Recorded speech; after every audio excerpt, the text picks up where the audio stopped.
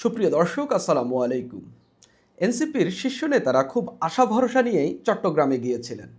চট্টগ্রামে এনসিপিতে এমন কেউ যোগ দিবেন যেটা আসলে খুব চমক তুলবে, এরকমটাই আলোচনা ছিল। খোদ দলের আহ্বায়ক নাহিদ ইসলাম এবং দলের দক্ষিণাঞ্চলের মুখ্য সংগঠক হাসনাত আবদুল্লাহ এ দুজনই গিয়েছিলেন। অর্থাৎ বিষয়টি খুব গুরুত্বের সঙ্গে দেখা হলো। কিন্তু আমরা দেখতে পেলাম ডক্টর ইউনূসের পরিবারের একজন সদস্য এবং ৭০০ জন ছাড়া এই এনসিপিতে আলোচনা কিংবা চমক তোলার মতো কেউই জয়েন করেনি। কথা ছিল শুক্রবার যে চট্টগ্রামে গিয়েছিলেন নাহিদ ইসলাম এবং হাসনাত আবদুল্লাহ, তাদের উপস্থিতিতে সেখানে যোগ দেওয়ার কথা ছিল চট্টগ্রাম সিটি কর্পোরেশনের সাবেক মেয়র মঞ্জুরুল আলম। কিন্তু মঞ্জুরুল আলমকে তারা পেলেন না।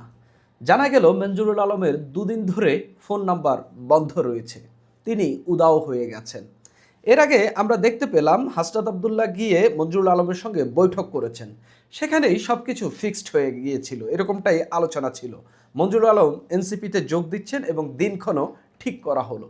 শেষ মুহূর্তে উদাও হয়ে গেলেন মঞ্জুরুল আলম। কেন মঞ্জুরুল আলম এনসিপিতে যোগ দিল না? এমনকি এই যে এনসিপি চমকের কথা বলল, সেই চমকটি কেন তাদের কাছে এলো না এবং তাদের দলে ঢুকলো না, এ নিয়ে বিস্তর আলোচনা এবং সমালোচনা রয়েছে। আমার কাছেও বেশ কিছু তথ্য রয়েছে যে কেন মঞ্জুরুল আলম এনসিপিতে যোগ দিলেন না, কেন তিনি কথা দিয়েও শেষ পর্যন্ত সটকে পড়লেন কিংবা উদাও হয়ে গেলেন। কি এমন ঘটনা গত কয়েকদিনে ঘটেছে? নাকি সরকারের দিক থেকে চাপ, নাকি হচ্ছে তিনি এনসিপিকে আসলে এনসিপি জোর করছে বিধায়ী হচ্ছে তিনি এনসিপিকে কথা দিতে বাধ্য হয়েছেন, সেসব নিয়ে আলাপ করব। প্রথমে একটু জানা দরকার এই মঞ্জুরুল আলমটা কে।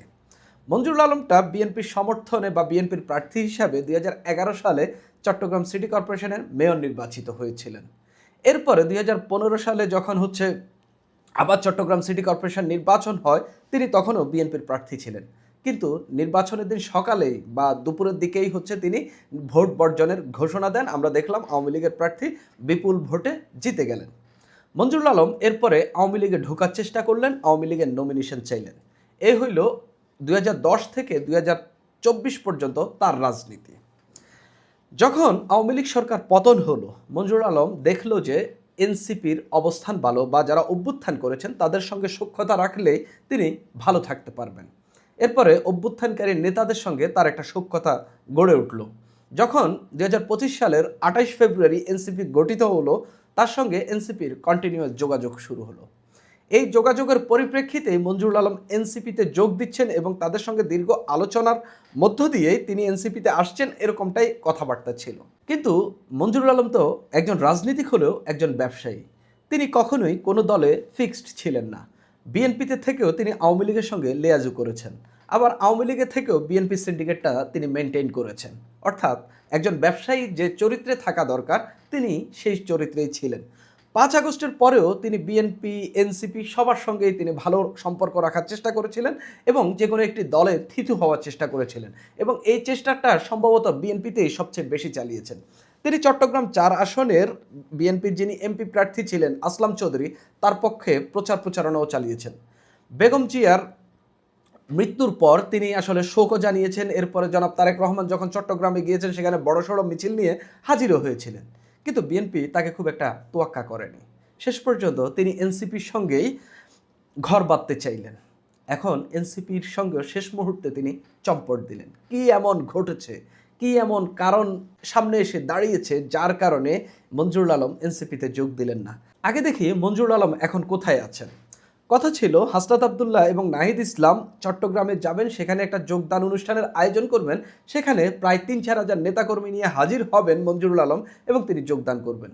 কিন্তু এনসিপির নেতারা গত ২-৩ দিন ধরে তার সঙ্গে যোগাযোগের চেষ্টা করেও তাকে আসলে রিচ করতে পারেননি। তার মোবাইল নাম্বারটি বন্ধ পাওয়া যায়। একটু দেখি এই নিয়ে মানুষ কি বলছেন। অনুষ্ঠানের ২ দিন আগে থেকেই মঞ্জুরুল আলমের সঙ্গে এনসিপির পক্ষ থেকে নানাভাবে যোগাযোগের চেষ্টা করা হয়।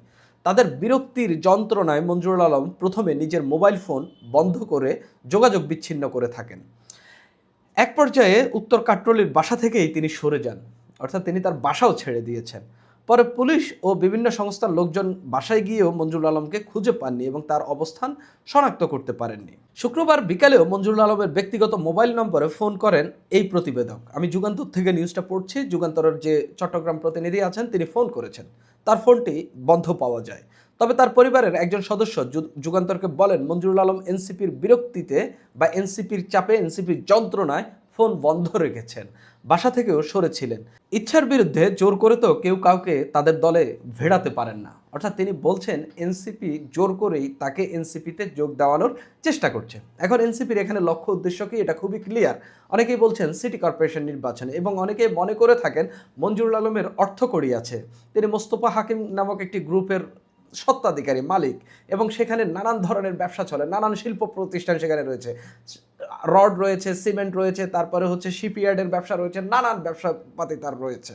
সেই মঞ্জুরুল আলম টাকা পয়সা আছে, তিনি যদি এনসিপি এবং জামাতের সমর্থন নিয়ে সেখানে মেয়র প্রার্থী হন, বিএনপির সঙ্গে খুব ভালো ফাইট হবে, এমনকি জিতেও যেতে পারেন। সেই কারণে এনসিপি চাচ্ছে চট্টগ্রামটা দখলে নেওয়ার জন্য বা চট্টগ্রামে তাদের দলীয় মেয়র পাওয়ার জন্য মঞ্জুরুল আলমকে দলে ভেড়ানোর সর্বোচ্চ চেষ্টা করছে। সেজন্যই চাপ দেওয়া হচ্ছে। এই চাপ, এই মঞ্জুরুল আলমের পরিবারের সদস্য যদিও বলছেন এনসিপি চাপ দিচ্ছে, তার থেকেও সাই ছিল। তিনি জনাব হাসনাত আবদুল্লাহকে তার বাসায় দাওয়াত দিয়েছিলেন এবং নিয়ে খাইয়েছিলেন। সেখানে তাদের একটা আলাপ তো হয়েছে, তিনি দলে আসতে চান, দীর্ঘদিন ধরে এই লেয়াজু তিনি মেনটেন করছেন, এই যোগাযোগ তিনি রক্ষা করেছেন।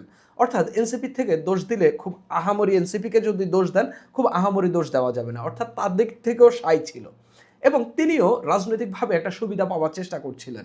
কেননা তিনি বিএনপি থেকে দলছুটের মতো হয়ে গেছেন, আওয়ামী লীগ তো এখন নাই, তাকে যোগ দিতে হলে আইদার জামাতে দিতে হবে, না হয় হচ্ছে এনসিপিতে দিতে হবে। এখন জামাত এনসিপি যেহেতু এক হয়ে আছে, একজোট হয়ে আছে, তার সেফ অপশন হচ্ছে এই এনসিপি, তাই তিনি এনসিপির দিকেই ঝুঁকেছিলেন। কিন্তু শেষ মুহূর্তে কী এমন চাপে তিনি আসলে এনসিপির সঙ্গে আর যোগাযোগ করলেন না, এটা একটা বড় রহস্য হয়ে থাকছে।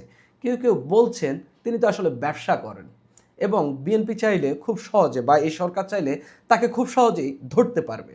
এখন যদি তিনি এনসিপিতে যোগ দেন এবং এনসিপি যদি তাকে দিয়ে সেখানে হচ্ছে বিএনপির বড় প্রতিদ্বন্দ্বী তৈরি করার চেষ্টা করে, সরকারও আসলে মঞ্জুরুল আলমের যে অপরাধ রয়েছে, তার যে ব্যবসা প্রতিষ্ঠান রয়েছে, এগুলো তো ফাঁক ফোকর রয়েছে, সেগুলোতে আসলে ছাড় দেবে না। ঠিক এই জায়গা থেকে মঞ্জুরুল আলম সটকে পড়েছেন, এবং তিনি শেষ দিকে এনসিপিতে যোগদান না দেওয়ার বা যোগ না দেওয়ার সিদ্ধান্ত নিয়েছেন। যদিও এনসিপি নেতারা কন্টিনিউয়াসলি তাকে চাপে ফেলেছেন। এখন এনসিপির সঙ্গে তিনি যদি বেইমানি করেন, আপাতত এই সময় এনসিপি তাকে খুব আহামরি কিছু করতে পারবে না। কেননা কে কার ইচ্ছা অনিচ্ছায় শেষ মুহূর্তে সরে যাবেন, এটা সম্পূর্ণ তার ব্যক্তিগত স্বাধীনতা। এনসিপি এখন এটা নিয়ে কথা বললেও আসলে এনসিপির রাজনীতিটা প্রশ্নের মুখে উঠবে। যদি এনসিপি বলছে যে হচ্ছে মঞ্জুরুল আলম বলতে কারোর সঙ্গে তাদের যোগাযোগ হয়নি, এরকম কেউ যোগ দেবে, এরকম কোনো কথাই ছিল না। কিন্তু ডক্টর মোহাম্মদ ইউনূসের পরিবারের একজন সদস্য এবং চট্টগ্রামের 700 জন যোগ দেবেন এনসিপিতে, এর জন্য কেন্দ্র থেকে নাহিদ ইসলাম, হাসনাত আবদুল্লাহ যেতে হবে, এটা আমি বিশ্বাস করি না। এটা এনসিপির যে স্থানীয় নেতারা আছেন তারাও এই কাজটি সেরে ফেলতে পারেন। খুব আহামরি কেউ সেখানে এমন কেউ যোগ দেয়নি যেটা আসলে কেন্দ্র থেকে গুরুত্ব দিয়ে যেতে হবে। অর্থাৎ মঞ্জুরুল আলমের মতো কেউই সেখানে যোগ দেবেন 3-4 হাজার 5 হাজার নেতাকর্মী নিয়ে বা 10 হাজার নেতাকর্মী নিয়ে, এরকম বার্তা ছিল, এরকম কমিটমেন্ট ছিল। সেই কারণেই দলের আহ্বায়ক নাহিদ ইসলাম শুক্রবারে চট্টগ্রামে ছুটে গিয়েছেন, সঙ্গে নিয়ে গেছেন হাসনাত আবদুল্লাহকে, এবং ইসাক সরকারও গেছেন।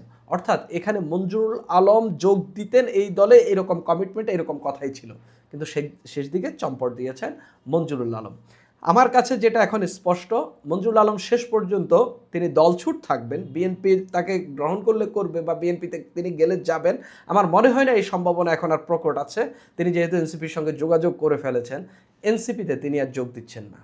বিএনপি জাস্ট তাকে নিউট্রাল রাখার চেষ্টা করবে সিটি কর্পোরেশন নির্বাচন পর্যন্ত। এরপরে তাকে আসলে পাত্তা দেওয়ার আর তেমন কোনো কিছুই বিএনপির জন্য থাকবে না। এটা আমার পলিটিক্যাল আন্ডারস্ট্যান্ডিং। তবে এনসিপি এখানে বড়সড় একটা ধরা খেয়েছে। ধরাটা এমন যে মঞ্জুরুল আলম কথা দিয়েও শেষ পর্যন্ত তাদের দলে যোগ দেয়নি, এবং তারা দীর্ঘদিনের আলাপ করেও মঞ্জুরুল আলমের মতো একজন নেতাকে, যার অর্থকড়ি আছে, যার রাজনৈতিক প্রভাব রয়েছে চট্টগ্রামে, যার অনুসারী রয়েছে, যার ভোট ব্যাংক রয়েছে, এরকম একজনকে দলে ভেড়াতে পারেনি এনসিপি। সুপ্রিয় দর্শক, এখন এই পর্যন্তই।